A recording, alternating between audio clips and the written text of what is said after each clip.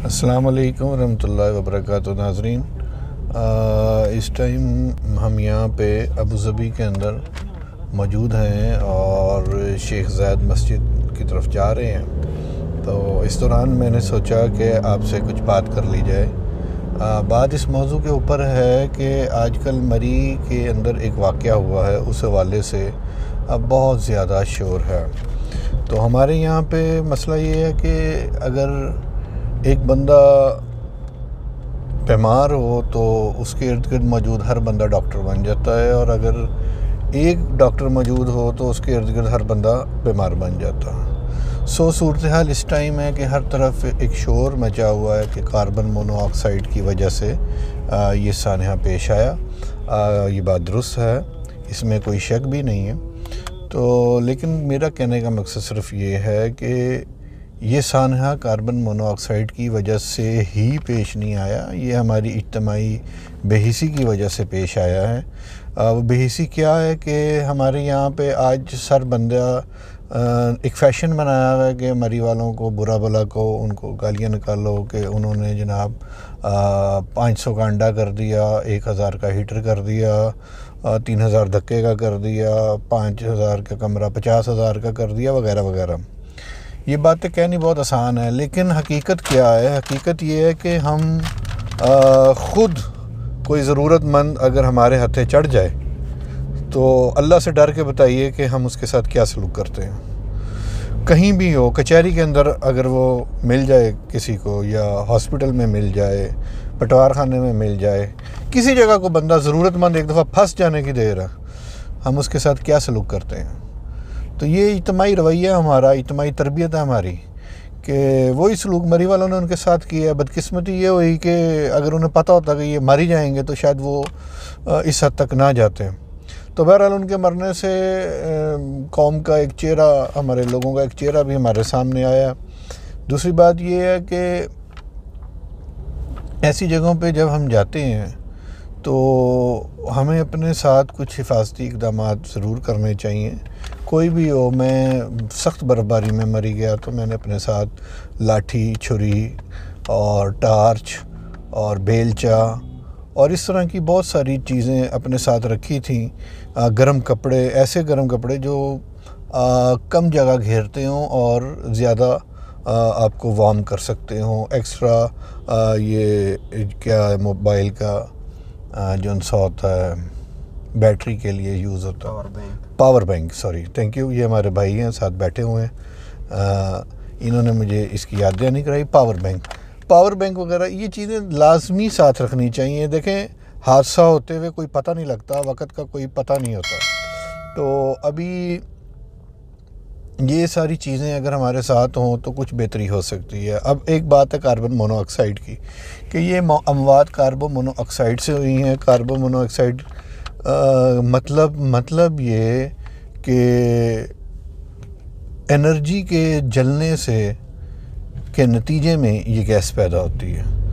और carbon monoxide, इसकी smell कोई नहीं है, इसकी आवाज़ कोई नहीं है, इसका टेस्ट कोई नहीं है। ये हम सूंघते हैं और हम उसको सूंघ रहे हैं, इसके बारे में हम जान भी नहीं सकते। तो उसी के नतीजे के अंदर ये अमवात हुई हैं। ये जहन में रखें कि दुनिया भर में हर साल हज़ारों अमवात कार्बन मोनोऑक्साइड की वजह से होती हैं। सिर्फ अमेरिका के अंदर हर साल कमोबेश 20,000 मरीज़ हॉस्पिटल पहुंचते हैं, जिसमें 4,000 के करीब ऐसे मरीज़ होते हैं जो क्रिटिकल भी हो जाते हैं, और तकरीबन कोई 400-500 के करीब की अमवात हो जाती है। तो ये दुनिया भर में कार्बन मोनोऑक्साइड से नुकसान होता है। लेकिन क्या कार्बन मोनोऑक्साइड गाड़ी के इंजन के जलने की सूरत में ही पैदा होती है? ये एक क्वेश्चन है कि आज हम ये कह रहे हैं कि गाड़ी के शीशे थोड़े नीचे रख लें। वो इसलिए कह रहे हैं कि गाड़ी के शीशे नीचे रखेंगे तो फ्रेश एयर अंदर आएगी, फ्रेश एयर अंदर आएगी तो कार्बन मोनोऑक्साइड का तोड़ कर सकेगी। तो ये हमारे घरों के अंदर जो होम अप्लायंसेस होते हैं उनके अंदर भी ये गैस मौजूद होती है। हमारी गाड़ी में होती है, हमारे जनरेटर में होती है, चारकोल में होती है, लकड़ी में होती है, गैस में होती है, हमारी इलेक्ट्रिक जो चीज़ें हम इस्तेमाल करते हैं उनके अंदर हो सकती है। ये हमारे घरों में आम तौर पे पाई जाती है, लेकिन चूँकि हमें इसका अंदाज़ा भी नहीं होता, इसलिए ये हम इसका शिकार हो जाते हैं। अब अगली बात ये है कि अगर हम एक रूम के अंदर बैठे हैं, फॉर एग्ज़ाम्पल अपने बेडरूम में बैठे हैं, ड्राइंग रूम में बैठे हैं, लिविंग रूम में बैठे हैं, गाड़ी में बैठे हैं, वटएवर जहाँ भी हम बैठे हैं, और वहाँ पे कार्बन मोनोऑक्साइड फैल रही है, तो हमें कैसे पता चलेगा? क्योंकि ना तो इसकी स्मेल है, ना इसका टेस्ट है, ना इसका साउंड है, तो ये हमें कैसे पता चलेगा? देखें, जब हवा के अंदर किसी किस्म की कोई स्मेल या कोई गैस शामिल हो जाती है, तो उसका असर किसी फ़र्द वाहिद पे नहीं होता, उसका असर इज्तमाई होता है। मीन के अगर एक गाड़ी के अंदर हम ये 2 बंदे बैठे हैं, तो अगर खुदा न खास्ता यहाँ कार्बन मोनोऑक्साइड फैलेगी गाड़ी के अंदर, तो इसका असर मेरे अकेले पे नहीं होगा, इन पे भी होगा और मुझ पे भी होगा। यानी गैर महसूस तरीके से कमरे में मौजूद तमाम अफराद के ऊपर थकावट महसूस हो, सर चकराए, सर दर्द हो, नोज़िया हो, नज़ला हो, नाक में फ़ील हो, बंद होना फ़ील हो, ये सारी सिम्टम, हाँ, लेकिन इसके साथ बुखार ना हो, तो ये सारी सिम्टम्स हैं कि हमारी ऑक्सीजन के अंदर किसी किस्म की कोई जहरीली मिलावट हो चुकी है जो हमारे पे असरअंदाज हो रही है।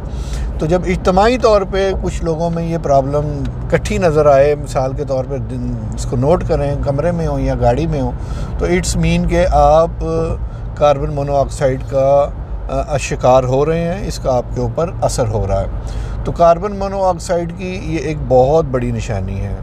दूसरी बात ये है कि जो दिल के मरीज़ हैं और सांस के मरीज़ हैं, हामला औरतें हैं और छोटे बच्चे हैं, उनके ऊपर कार्बन मोनोऑक्साइड का असर बहुत ज़्यादा होता है और ये बहुत ज़्यादा ख़तरनाक भी साबित हो सकता है। तो अगर कार्बन मोनोऑक्साइड का ख़तरा हो या उसका असर फ़ील हो रहा हो, तो उसका फ़ौरी तदारुक क्या है? उसका फ़ौरी तदारुक ये है कि आप फ्रेश एयर को हासिल करने की कोशिश करें। वेंटिलेशन का निज़ाम बहुत अच्छा होना चाहिए। ताज़ा हवा के गुज़र करने से कार्बन मोनोऑक्साइड का असर ख़त्म हो सकता है।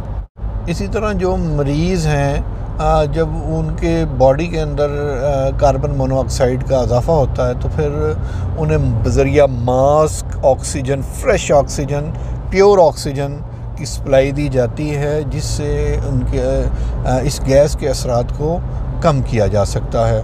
तो नाज़रीन, बात करने का मकसद ये था कि कार्बन मोनोऑक्साइड के बारे में आप जानें कि ये सिर्फ गाड़ी में नहीं होती, हमारे घरों में हो सकती है, हमारे लिविंग रूम में, ऑफ़िस में, कहीं भी हो सकती है, हमारे गैराज में हो सकती है, वहाँ हमारी गाड़ी होती है, हमारा जनरेटर होता है आमतौर पे, हमारे किचन में हो सकती है, हमारे लिविंग रूम में हो सकती है, वहाँ चारकोल का, हीटर वगैरह का, दूसरी चीज़ों का हम इस्तेमाल करते हैं, उसके अंदर भी ये गैस के इस्तेमाल से भी हो जाती है। तो ये इसकी कुछ मुख्तसर सी अलामतें थीं और ये उसके कुछ प्रिवेंशन थे और कुछ फ़ौरी उसके तदारक की बातें थीं। तो इस सब के साथ ही मुझे अपने होस्ट डॉक्टर सैयद महबूब अहमद गिलानी को इजाज़त दीजिए। हमारी मंजिल भी अब थोड़ी करीब आ गई है, तो इंशाअल्लाह ताला फिर अगली वीडियो में मिलेंगे। लेकिन मैं इसके साथ साथ ये आपसे कहना चाहता हूँ कि अगर हमारी वीडियोस आपको अच्छी लगती हैं तो आप इसको लाइक कीजिए, कमेंट कीजिए और शेयर भी कीजिए और हमारे चैनल को सब्सक्राइब भी कर लीजिए। मुझे अपने दोस्त डॉक्टर सैयद महबूब अहमद गिलानी को इजाज़त दीजिए। आप सब हज़रात का वीडियो देखने का बहुत बहुत शुक्रिया। अल्लाह हाफ़िज़।